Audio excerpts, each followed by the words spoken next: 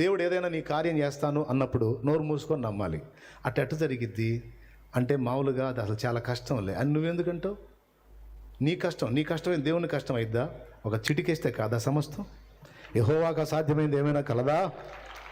కాబట్టి ఏదైనా ఒకటి నేను చేస్తానని దేవుడు మాటిస్తే నోరు మూయి, అంతేగా నమ్మేసాయి, ఇక డౌట్లు పెట్టుకోవద్దు. ఇది ఎలా జరిగిద్దని 100 మంది అడగని నిన్ను. ఎలా జరిగిద్దంటే నీకు అసాధ్యం నాకు అసాధ్యం, దేవుడికి కాదా అయింది? యెహోవాకు అసాధ్యమైంది ఏమైనా కలదా అనుకుంటా తిరుగు. నీవు విశ్వసించిన దాని ప్రకారం జరిగిద్ది అంతే. దేవునికి స్తోత్రం. నేనైతే నమ్ముతా, జాగ్రత్త పడతా. ఇంటికి పోయాడు, ఫ్యామిలీకి చెప్పాడు, ఈరోజు నేను దేవునితో గడుపుతున్నప్పుడు దైవస్వరం నాకు వినబడింది, ఇంకా కొద్ది రోజుల్లో జలప్రళయం రప్పించబోతున్నాడని దేవుడు మాట్లాడుతున్నాడు. పైనుంచి నీళ్లు పంపిస్తాడంట, కింద నుండి నీళ్లు వస్తాయంట. ఇప్పుడు మనం చెబుతున్నాం యేసయ్య రాకడ వచ్చిందంట, ఇలాంటి సంభవాలు జరగబోతున్నాయంట, యేసుప్రభు రెండో రాకడ వస్తుందంట, ఇంకా కొద్ది రోజుల్లోనే జరుగుతుందంట అని మనం చెబుతుంటే కొంతమంది ఎట్టకార పళ్ళు ఏమంటున్నారు, తర్వాత మరి బాబా నా చిన్నప్పటి నుంచి వింటున్నాను రా. ఎప్పటి నుంచి? నా చిన్నప్పటి నుంచి వింటున్నాను రా. ఇప్పుడు తల మొత్తం తెల్లగా అయిపోయింది రా నాకు చెబుతాను. ఎటకారం చేసి అపహాసకులు వాళ్ళ పేరు. వీళ్ళు ప్రతి తరంలో ఉంటారు. అపహాసకులు అపహసించుచూ వచ్చి ఈ మాటలు మాట్లాడతారు. కాబట్టి అపహాసకులను లక్ష్య పెట్టక ఎగతాళి చేస్తే చేయని. నువ్వు విశ్వాసంతో ప్రయత్నానికి పూనుకున్నప్పుడు ఫస్ట్ నీకు ఎదురయ్యేది అపహాస్యమే. నోవా గోడని కట్టడానికి పూనుకున్నప్పుడు నోవాహుకు ఎదురైంది టోబియా సన్బల్లటులో నుంచి అపహాస్యమే. గోడ కడతారా? గోడ ఒక నక్క ఎగిరితే పడుద్ది మీ గోడ అని వెటకారం చేశారు. చివరికి ఆయన కట్టిన కాంపౌండ్ వాళ్ళ మీద వీళ్ళ అల్లుళ్ళ గదులు ఏర్పాటు చేసుకున్నారు, దరిద్రులు సిగ్గు లేకుండా. వాళ్ళులే టోబియా సన్బల్లట్లులే. ఏమట్లు? దేవునికి స్తోత్రం.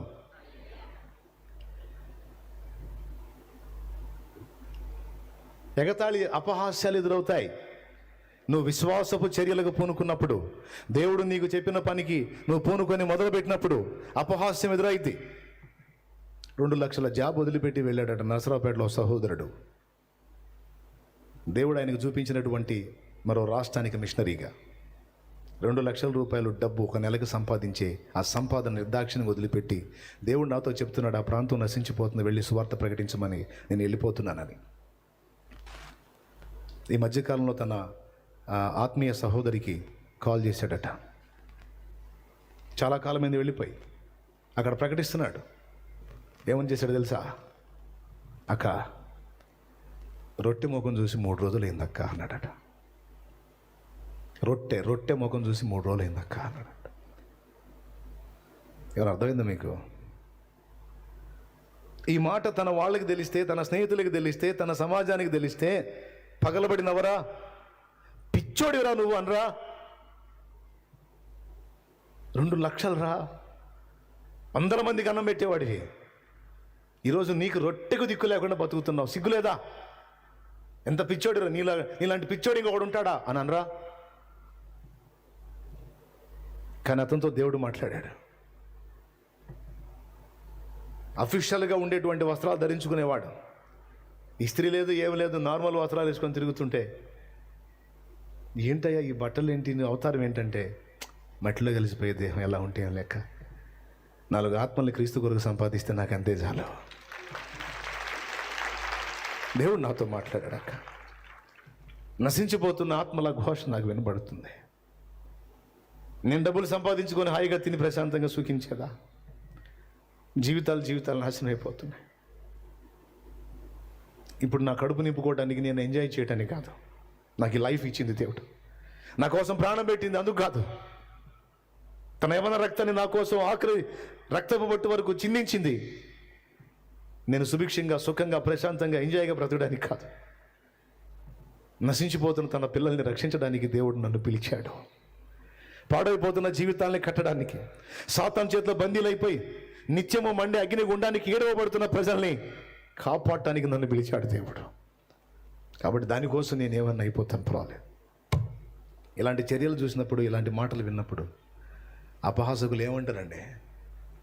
విశ్వాసంతో నువ్వు వేసే అడుగు కొన్నిసార్లు అది దేవుని విషయమే కావచ్చు, దేవుడు చెప్పిన ప్రయత్నాలే కావచ్చు, అపహాస్యకులకు అవిశ్వాసులకు నవ్వి పుట్టిస్తాయి. నవ్వుకొని లక్ష్య పెట్టద్దు. దేవుడు చెప్పాడు, నువ్వు చెయ్యి అంతే. నవ్విన నోళ్ళన్నీ వెళ్ళబెట్టే రోజు ఒక రోజు ఉంటుంది. నవ్విన నోళ్ళన్నీ తెల్లబోయే రోజు ఒక రోజు ఉంటుంది. ఇగిలించిన ముఖాలన్నీ వికారమయ్యే రోజు ఖచ్చితంగా ఒకరోజు వస్తుంది. సిగ్గుతో తలదించుకునేటువంటి పరిస్థితి వస్తుంది. నోవా ఫ్యామిలీకి వచ్చి చెప్పాడు, ఇలా జరగబోతుందని దేవుడు మాట్లాడాడు. అంటే నానా నువ్వు చెప్పావు బాగానే ఉంది, కానీ ఇంతవరకు మనం చూడలేదు కదా పైనుంచి నీళ్ళు వస్తాయి. చూడకపోతే దేవుని మాట అనుమానిస్తావా? దేవుడు చెప్పాడు రా, మనం చేయాలి. షేమో,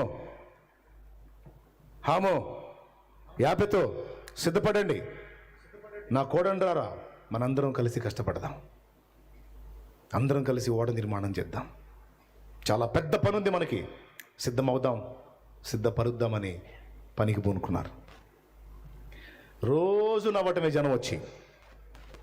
ఈరోజు పరిశుద్ధ గ్రంథం తీసుకొని మనం దేవుని సన్నిధికి వెళ్తా, యేసయ్య రాకడ గురించి పాడతా, మాట్లాడతా, ఎదురు చూస్తా, జాగ్రత్త తీసుకుంటా, లోకస్తులు చేసే దరిద్రగొట్టు పనులన్నీ మానుకొని పద్ధతిగా దేవుని మార్గంలో నడుస్తూ ఉంటే పాపం వాళ్ళు జాలి పడుతుంటారు మనల్ని చూసి. వాడు యవ్వనస్తుడు, జీవితాన్ని ఎంజాయ్ చేయాల్సిన టైం వాడు. అసలు వాడిని చూ నాకు భలే బాధ కలుగుతుంది వాడిని చూస్తుంటే, జాలి వేస్తుంది నాకు వాడిని.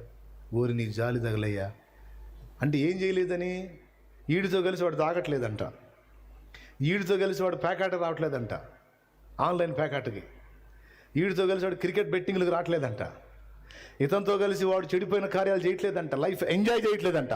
పాపం వాడు బాధపడుతున్నాడు. వీడిని పిచ్చోడు అనుకుంటున్నాడు, అపహాస్యం చేస్తున్నాడు. వాడు ఒకడు ఆదివారం ఆయన తెల్లబట్టలు వేసుకుంటాడు, ఆ భార్య పిల్లలు వెంటేసుకుంటాడు, ఆ బైబిల్ ఒకటి చేత పట్టుకుంటాడు, పోతూ ఉంటాడు. ఈ అమాయకుల్ని పాడు చేసి ఆ పాస్టర్లా అది ఎంత ఎంజాయ్ చేయాల్సిన జీవితం, ఎంజాయ్ చేయాల్సిన లైఫ్, అసలు ఎట్లా ఉండాల్సిన ఎట్లా చేశాడు చూడాడు. ఎవడు పాస్టర్ గాడు, ఎవడాడు సేవకుడిని తిట్టడం, వెంబడించేటువంటి వ్యక్తులను తిట్టడం, అపహాస్యం. దేవుడు చెప్పిన పనికి పూనుకున్నప్పుడు సన్మానాలు కాదు.